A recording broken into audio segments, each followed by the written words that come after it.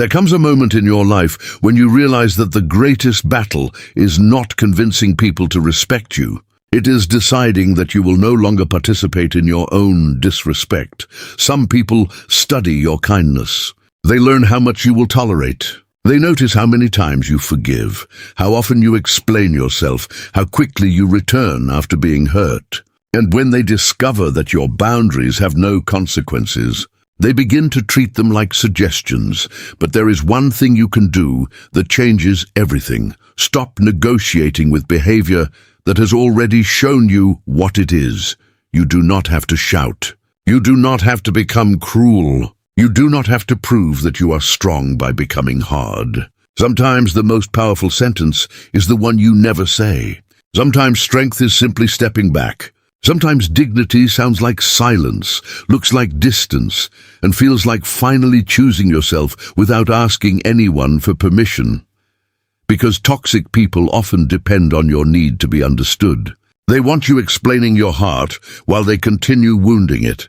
They want you defending your intentions while ignoring their actions. They want you trapped in the courtroom of their judgment, forever presenting evidence that you deserve basic respect. Leave the courtroom. You were never meant to spend your life convincing someone that your humanity matters. The moment you stop chasing their approval, something inside you becomes quiet, and in that quiet you begin to hear yourself again. You remember what you allowed because you were afraid of losing people. You remember the times you swallowed your truth to keep the peace. You remember how often you called exhaustion love simply because you did not know how to let go. But peace is not the reward you receive after everyone finally understands you. Peace begins when you understand yourself, and when you decide that your kindness will have boundaries, your forgiveness will have wisdom, and your presence will no longer be available to anyone who repeatedly treats it as worthless. You become difficult to manipulate, not because you became someone else, because you finally became unwilling to abandon yourself. There is a kind of exhaustion that comes from explaining yourself to people who have already decided not to understand you. You tell them why their words hurt. You explain why their behavior crossed a line. You describe what you needed, what you hoped for, what you meant. You gather every piece of your heart and place it carefully before them, believing that if you explain it well enough, they will finally see you. But some people are not confused about your boundaries. They are testing whether you will enforce them. That is a difficult truth, because we are often taught to believe that communication can solve everything. And communication matters. Honest words matter. But there comes a point when repeating yourself is no longer communication. It becomes permission. You keep explaining because you are hoping someone will suddenly develop the respect they have repeatedly refused to give. You do not need to keep standing at the same door, knocking with the same wounded hand, hoping someone inside will finally decide to open it.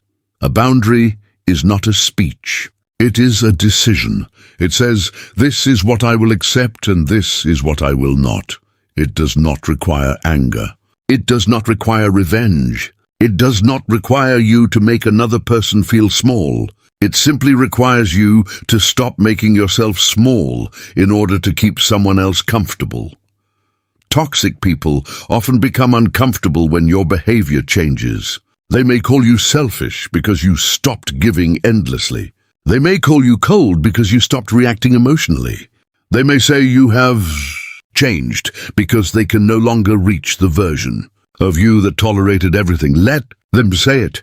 Not every accusation deserves an answer. There is freedom in realizing that you are not responsible for correcting every false story someone tells about you.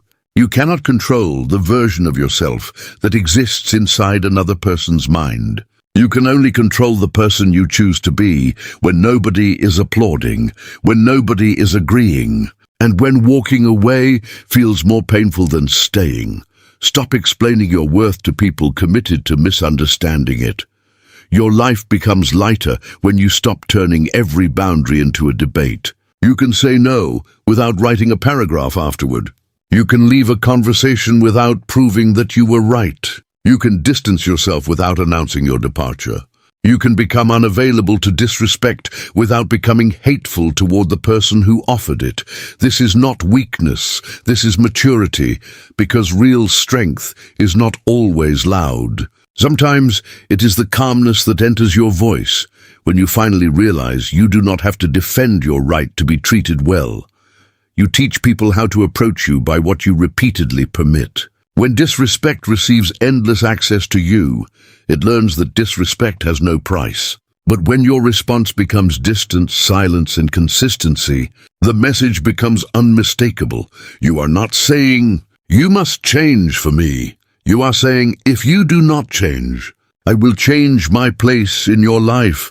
And that is where your power begins, quietly, completely, without permission from anyone else.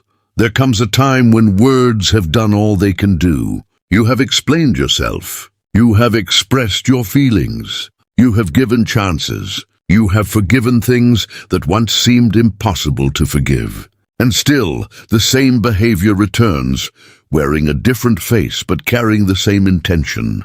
That is when you must understand that protecting your peace is not about finding better words. It is about changing what you do next.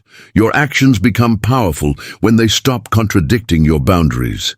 If you tell someone you will not accept disrespect, but you remain available every time they hurt you, your words lose their weight. If you say you need distance, but you continue checking their messages, responding immediately, and inviting them back into the same space, you are teaching them that your boundaries can be crossed without consequence. This is not because you are weak. It is because you are still learning that protecting yourself sometimes requires disappointing people, and disappointment is not destruction. You are allowed to disappoint someone who benefited from your silence. You are allowed to become unavailable to someone who only appreciated you when you were useful.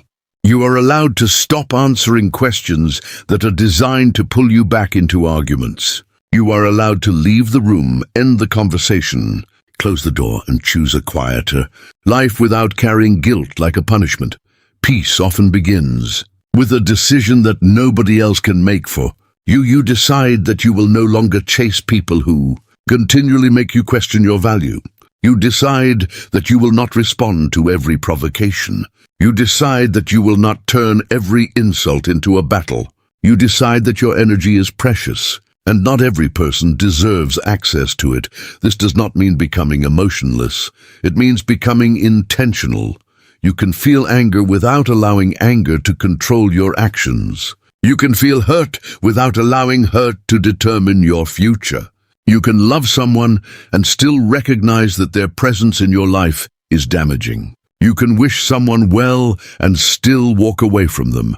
Sometimes the strongest response to disrespect is not retaliation, it is absence. When you stop participating in unhealthy patterns, the pattern loses its power.